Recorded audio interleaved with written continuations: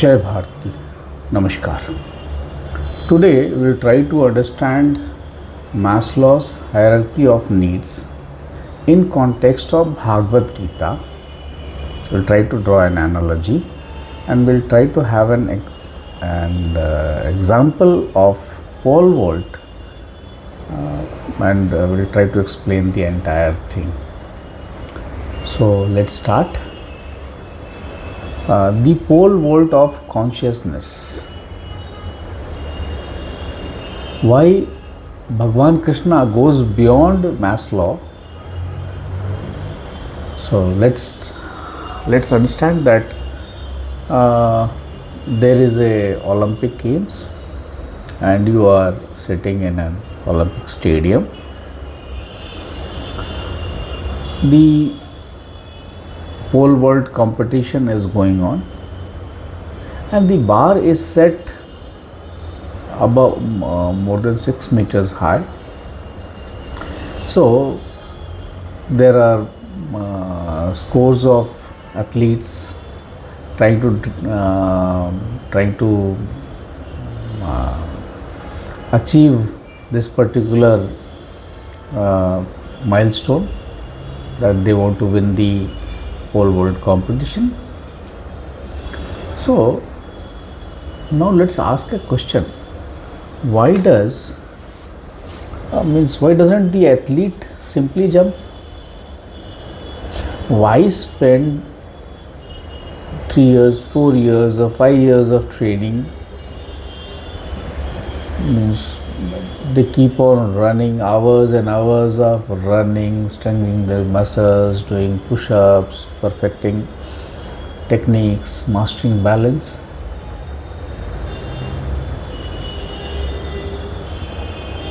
Because the athlete has discovered a truth that height is never achieved directly. You just cannot jump. It is achieved through series of steps and you can call it transformation. Surprisingly, the same principle, it lies with the Bhagavad Gita also. Modern psychology explains why we strive. Sports biomechanics explain how effort becomes elevation. But Bhagwan Krishna explains how to transcend limitation itself. So today we will try to understand the entire this thing with the science of pole vaulting and the wisdom of Bhagavad Gita in context of this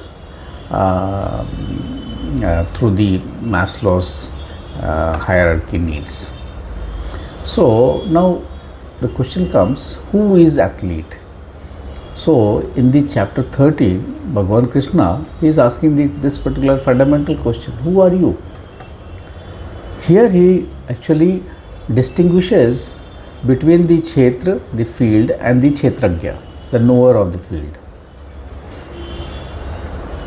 So in Bhagavad Gita, chapter number 13, sloka 2, he says, so sloka chapter 13, Bhagwan says, Shri Bhagavan Vacha Idam Shariram Kaunteya Kshetram iti abhidhiyate Etat yo vetti tam praho Kshetrag iti tadvidah.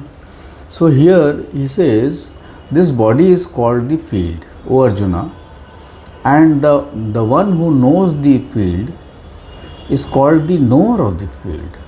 That is, kshetra is the field and kshetragya is the knower of the field. So this verse actually changes everything. The athlete is not the pole. He is not the runaway. There is a runway, he is not the runway. There is a pole, he is not the pole. Athlete, he is not even the body. The body is just an instrument. The pole is an instrument. The runway is an instrument. Similarly, according to Gita, the body, the sense, the mind and the intellect are instruments through which the consciousness functions. The the conscious experiencer is the true athlete. So it's clear, the runway, the pole, the body, the mind, they are not the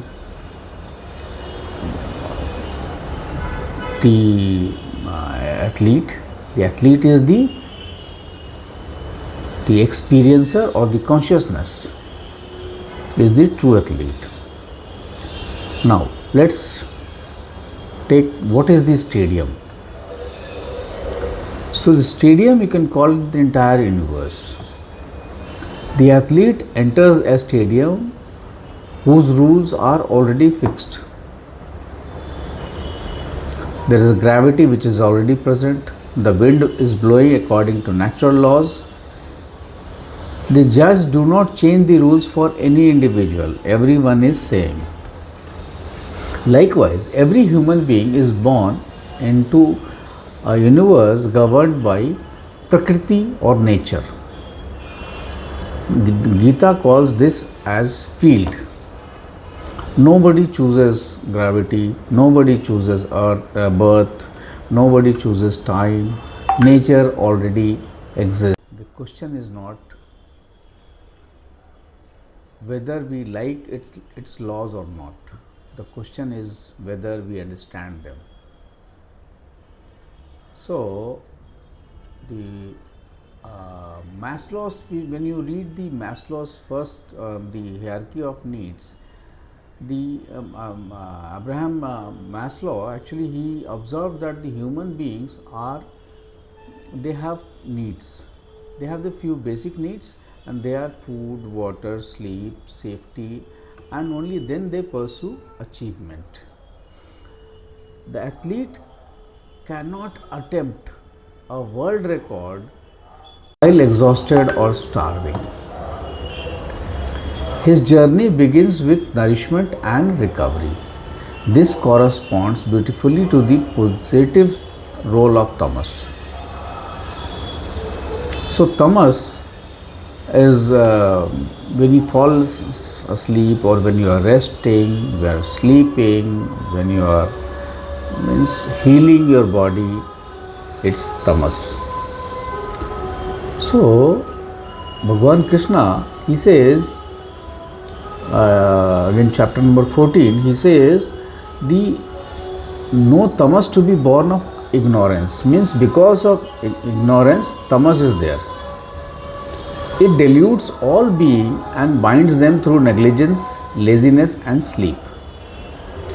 Many people conclude that tamas is evil, but it may not be the correct thing, because sleep is tamasic, you require it.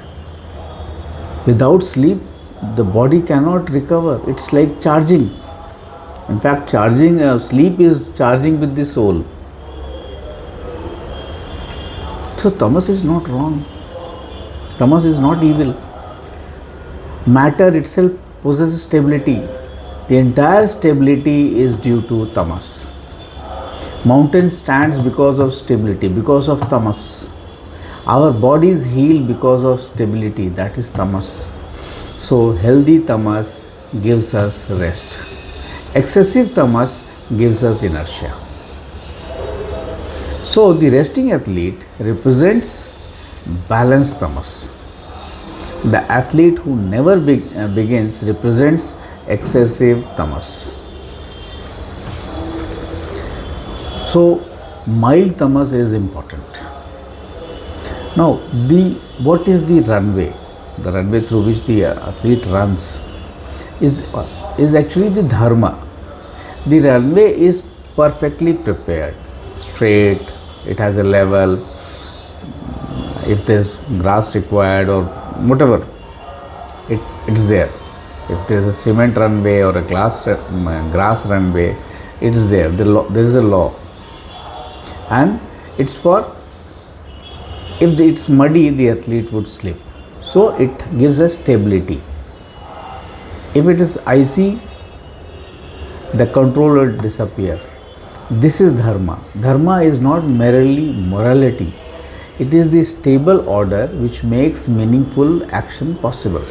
Without dharma, energy becomes chaos. Now let's understand Rajas. Rajas is when the the athlete starts running, when the run begins.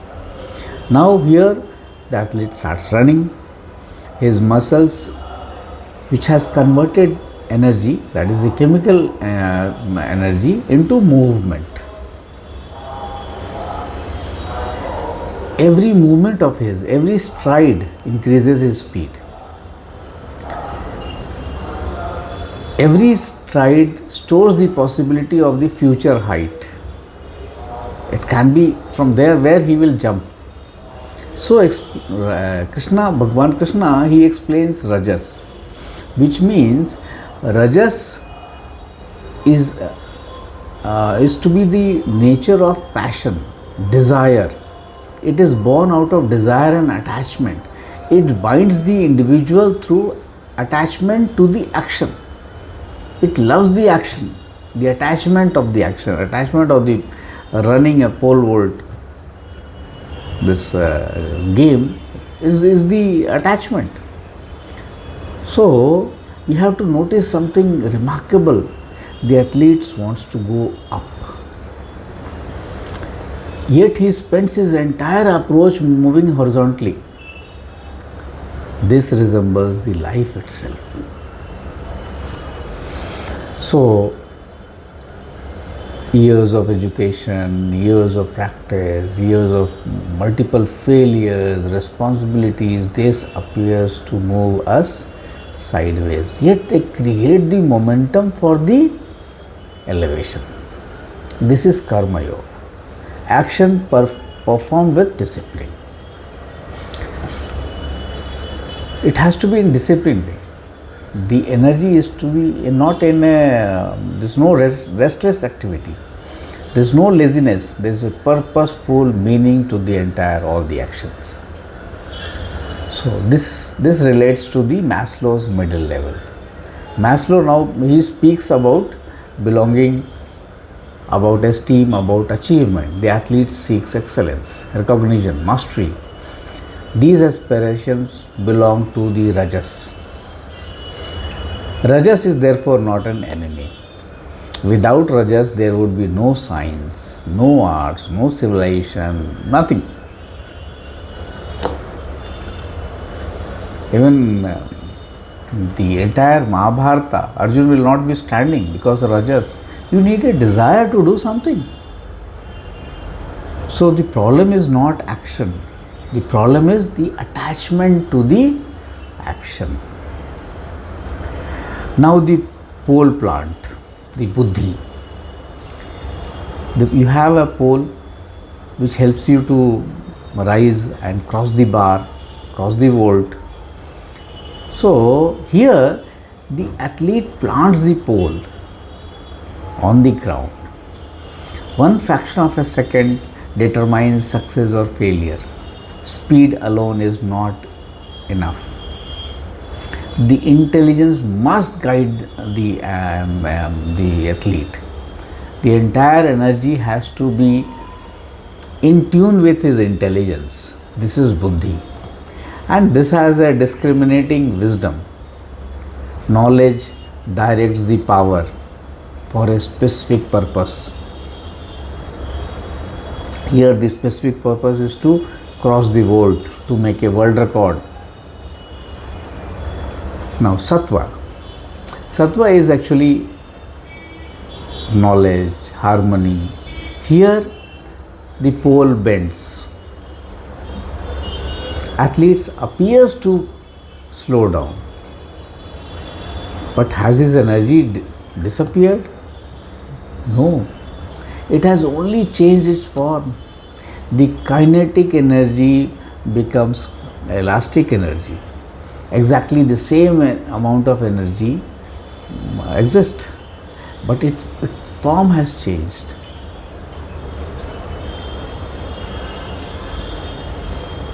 So inertia to kinetic and then to elastic. So desire also can be transformed into discipline. Discipline can be transformed into wisdom, wisdom into compassion. Krishna explains this sattva in chapter 14. Chapter 14 is basically for the entire tamas, rajas and sattva. So he says sattva is pure and illuminating. It binds through the attachment to the happiness and attachment to knowledge. It always wants to be happy, and there is an attachment to it. There is an attachment to your knowledge.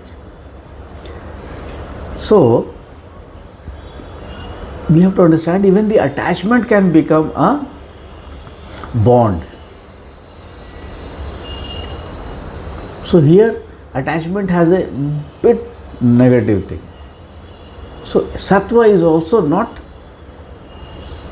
that means it has that negative value over here. You cannot be attached. If you think you are wise, you are spiritual, you are pure, or you are the best pole vault runner, no. You have to, the entire ego has to be, which is out of sattva, has to be left behind. Now, Maslow's self-realization. See, the athlete rises above the ground.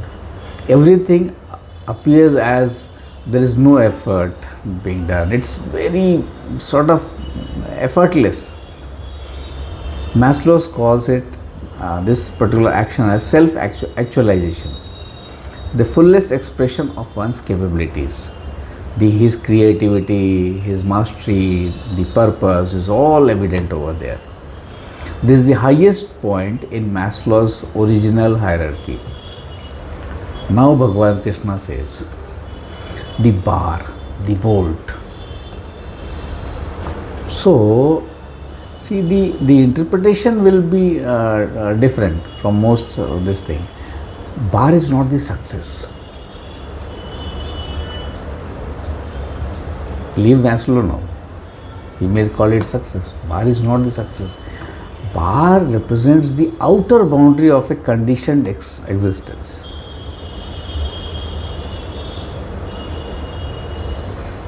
The birth, the death, the fear, the attachment, the three gunas. The athlete does not fight the bar. He overcomes it. He transcends it. So Bhagavan Krishna does not ask Arjuna to destroy nature. No. This to destroy the qualities, the gunas. No. He asks him to understand nature so completely that it does not, no longer it binds you. The attachment to the action. He should be free from the attachment to the action. So now the question comes, what happens when you let the pole go? Leave the pole this side. So this is the most important moment in the pole vault match. Let's understand. The athlete says, the pole helped me, I will never release it. What happens? He will fail immediately.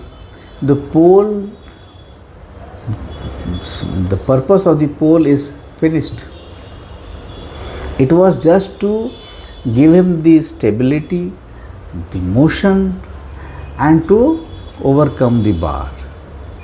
But you cannot take that pole with you on the other side. It has to be released. Similarly, the spiritual practices, the scriptures, the meditation, the knowledge, they may be very sacred, but they are not destruction. They are not the destination. They are just the means, and they have to be left behind.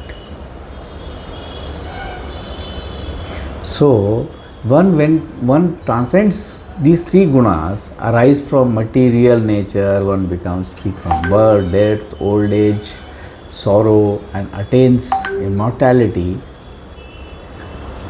Krishna doesn't say destroys the guna, he says just overcome it, transcend it. And what is the secret of liberation? How this will be achieved? Bhagavan Krishna again in chapter 14 only he says that one who serves me through unwavering bhakti, he transcends these gunas and becomes fit for Brahman. So, knowledge purifies, action disciplines, devotion dissolves the ego. Together they prepare the seeker for transcendence. Now, what about the stadium? So, Bhagavan Krishna, he says, there is a Aswath tree. So, the sages, they speak of this particular Aswath tree with its roots above and the branches below. You must have seen this thing. The roots are above and the branches are below. One who transcends this tree understands the Vedas. Now the athlete, he realizes something extraordinary, that his home was never the runway, nor the pole, nor the stadium. Likewise, the soul ultimately belongs not to the changing world, but to supreme reality, from which all the existence existence arise. So now there has to be a comparison between all the three. So Maslow explains why human beings still they strive, they make an effort. Pole vault example, it explains how energy becomes elevation. Krishna explains why even the highest achievement is not the final destination. So Maslow's actually he perfects the personality, Krishna reveals the witness of the personality.